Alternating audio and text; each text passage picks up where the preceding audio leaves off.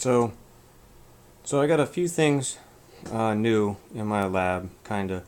Um, I got a magnetic tray for screws because I keep losing them all over the place, and a USB microscope that is hooked up to the computer here. Uh, it gets really good resolution for looking at stuff that I've soldered.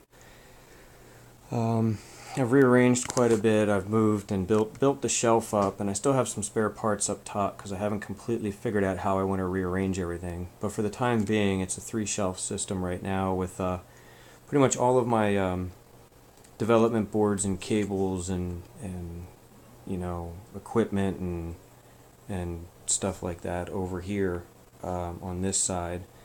And I scored, thanks to this guy Brian on Craigslist, I scored some really awesome workbench tables that I've set up in an L shape here. And they are electronics workbench kind of tables, which is really good. It's like an 1 3/4 inch chop block table that's 60 by 34.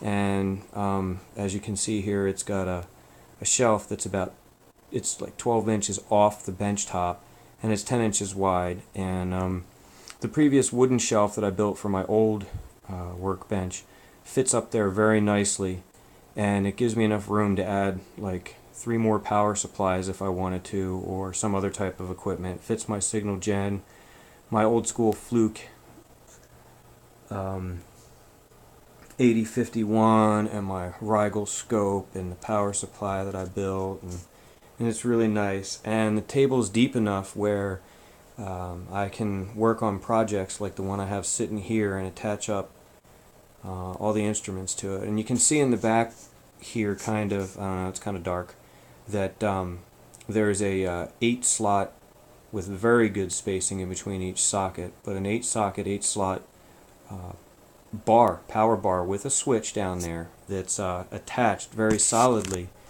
on the workbench. Wow, that's hard to do. But it's attached very solidly on both of them. And it's really good. Everything fits on there. I just barely have enough room for it. How's it going, Einstein?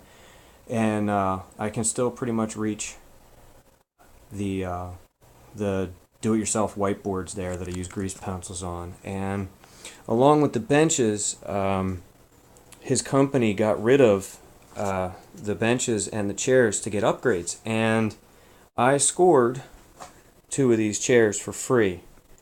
When he got them, he remembered that I bought the 2 tables and offered to give me the 2 chairs, which is really cool.